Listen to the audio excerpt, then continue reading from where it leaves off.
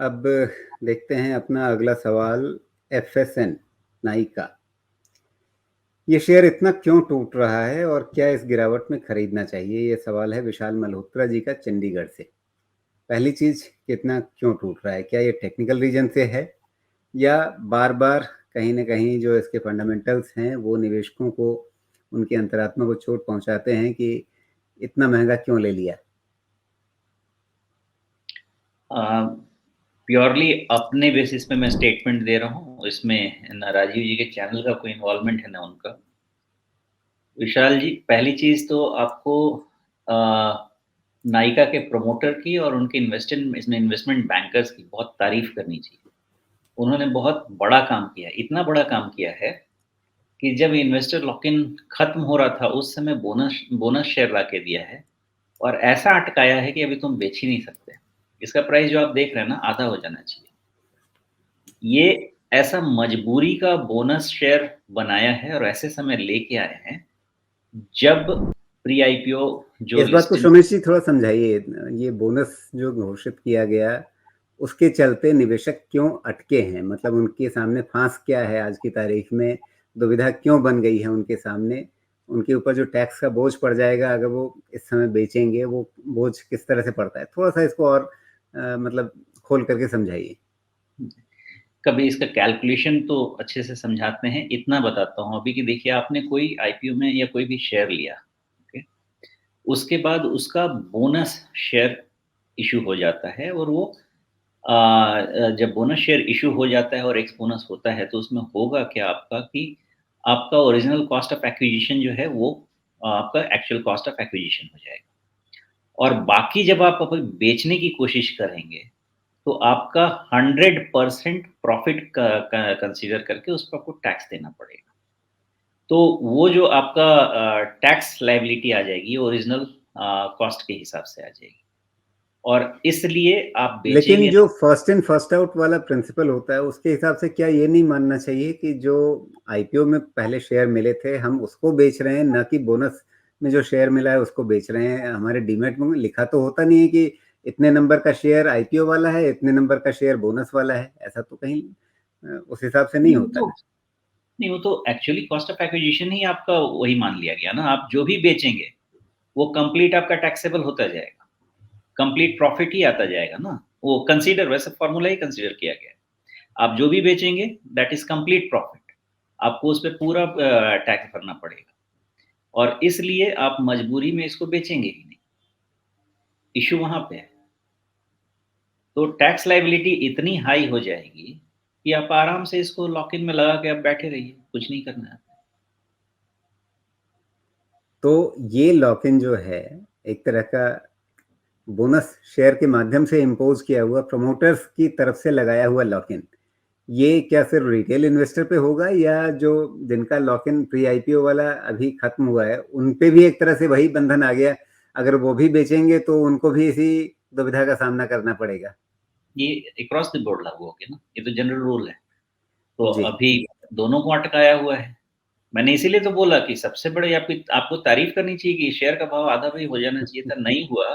Because इतने दिमाग वाले प्रमोटर है, इतने दिमाग वाले इन्वेस्टमेंट बैंकर हैं कि एक तो आपको स्काई रॉकेटिंग वैल्यूएशन पे आपको ला के स्टॉक देते नहीं, हैं। उनके दिमाग पे तो कोई संदेह है ही नहीं ना। उन्होंने जीवन भर यही काम किया है। भले ही आज वो नायिका के रूप में ये फैशन एक्सेसरीज बेच रहे हैं, लेकिन जिंदगी भर तो उन्होंने फाइनेंशियल वर्ल्ड में अपना सिक्का जमाया है। हाँ सर, लेकिन अब मैं अगर बोलूँ तो पता नहीं, मैं कभी ज़िंदगी में अगर कुछ कंपनी प्रमोट भी कर पाऊँ, मैं तो नहीं कर पाऊँगा ऐसा, अपने आप अलाउ ही नहीं करेगा। कम से कम इंसान का ज़मीर तो कुछ होना चाहिए। सिर्फ़ पैसे बटोरने के लिए कैसा कैलकुलेशन है? नहीं, एक तरह से तो वो रिटेल इन्वेस्टर की जान बचा रहे हैं ना। वो तो बेसिकली जो प्री आईपीओ इन्वेस्टर जो आज की तारीख में लॉक इन खत्म होते ही शायद खूंटा तोड़ाकर भागते, ये तो उनके लिए उन्होंने एक तरह से फ्लड गेट लगा दिया कि वो ना भाग पाए। तो इससे तो रिटेल इन्वेस्टर के लिए तो और मतलब बच ही गए उनके पैसे। तो इसका मतलब वो कभी जाएँगे ही नहीं। उनको जब बेचना है तब तो बेचेंगे ही। मेन चीज़ ये है कि सबसे फिर पहले साल ये भर बात बाद जो जो चीज आज होती है वो साल भर बाद होगी। हाँ, होगी ना। तो 1 साल और बिठा के कोई चेंज सिनेरियो चेंज हो रहा है क्या?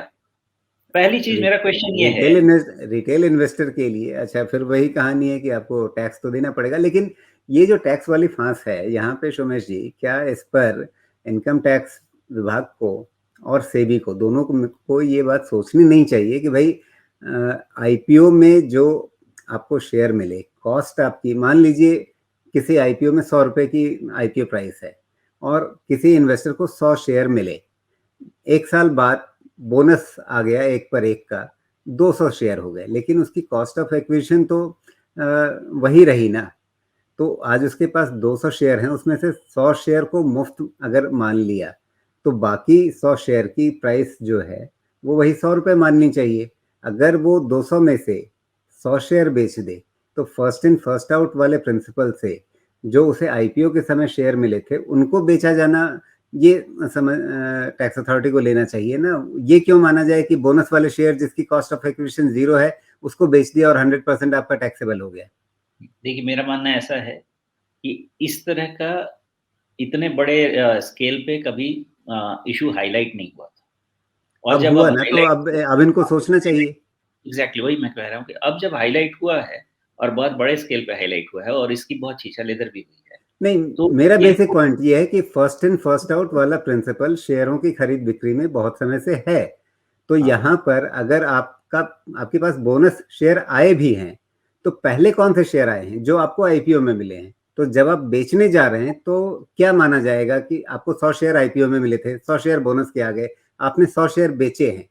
तो आपने 100 शेयर बोनस वाले क्यों बेचे? आपने 100 शेयर आईपीओ वाले बेचे। उनकी कॉस्ट जो थी वो मान लीजिए उसमें 100 रुपए थे, आज आप मान लीजिए अगर आप उसकी आधी भी कर देंगे तो 50 हो जाएगी, या आप 100 मानेंगे तब तो कैपिटल लॉस आपको ले लेना चाहिए उस पे। तो देखिए मेरे ख्याल से ये चेंजेस अब आएंगे, ये इतने बड़े स्केल पे हाईलाइट हुआ नहीं था कभी, तो नोटिस किया नहीं गया है। पॉसिबल है कि इस चीज को नोटिस किया जाएगा इस पर हाईलाइट यहाँ करने के सबसे पहले तो मेरे हिसाब बाद। से फर्स्ट इन फर्स्ट आउट वाला मुद्दा आता है कि भाई अगर मैं बेच रहा हूँ बोनस में मिले हुए शेयर भी, तो असल में मैं बोनस वाले शेयर बेच रहा हूँ या आईपीओ वाले शेयर बेच रहा हूँ। अगर मैं पूरी क्वांटिटी नहीं बेच रहा हूँ तो फिर ये माना जाना चाहिए कि जो मुझे आईपीओ में शेयर मिला, पहले मेरे खाते में वो आया था, तो पहले मैं वही बेच रहा हूँ। और अगर मैं अपनी पूरी क्वांटिटी बेच रहा हूँ, मान लीजिए 100 शेयर मिले थे, 100 के अब 200 हो गए, मैं पूरे के पूरे 200 बेच रहा हूँ, तो मेरी cost of acquisition 100 into 100 10,000 rupees थी। आज की तारीख में वो 10,000 का 8,000 रह गया या 12,000 हो गया। उसके हिसाब से आप तय कीजिए कि जो आज की सेलिंग प्राइस है माइनस जो कॉस्ट ऑफ एक्विजिशन आईपीओ के समय थी, उस पर जो नफा नुकसान बनता है उस पर आप टैक्स लगाइए। ये 100% प्रॉफिट मानकर उस पर टैक्स लगाना, ये गणित मेरी समझ में नहीं आ रहा है। अब ये गणित तो फिर सेबी ही समझाए, क्योंकि ये गणित बनाया तो गया है, ये गणित सही सेबी नहीं है। कहेगी इनकम टैक्स वाले जाने, हम ये इनकम टैक्स तो के नियम हम तो बनाते नहीं है। कैपिटल मार्केट के लिए तो जो भी है रेगुलेटर हमारे तो सेबी ही है, फॉर्मूला तो फाइनली अप्रूव कर सकते हैं वो। तो वो तो खैर उनका मुद्दा है डिस्कशन का, लेकिन मैं यही कहना चाहता हूँ कि ये एक लूप होल है जिसका कंपनी ने बहुत अच्छे से फायदा उठाया है। मैं सिर्फ इतना पॉइंट लाना चाहता हूँ, जो ठीक जी, चीज नहीं। चलिए अब इसका चार्ट देख लेते हैं फिर। तो करना क्या है इसमें, चार्ट से क्या समझ में आ रहा है? क्या एक तरह से जो भी इसके मैनेजमेंट ने चालाकी की है उसके चलते क्या एक तरह से टेम्पररी बॉटम बन गया है, या इस खेल के बदले इस चालाकी के बाद भी अभी इसमें और गिरने का खतरा बचा हुआ है? ये बॉटम तब तक आपका बना हुआ है जब से इसमें धीरे धीरे फिर 170 के नीचे नहीं जाता है। जब तक ये नहीं जाता है यही घूमता रहेगा, 170 230 230 40 50 यही रेंज में ये घूमता रहेगा। लेकिन 170 का बॉटम टूटेगा तो फिर मार्केट रिलेटेड जो सेलिंग है वो थोड़ी बहुत आ सकती है। लेकिन जब तक वो नहीं टूटता है ये मान के चलिए कि फिलहाल इसके पास एक बॉटम है 170 के आसपास।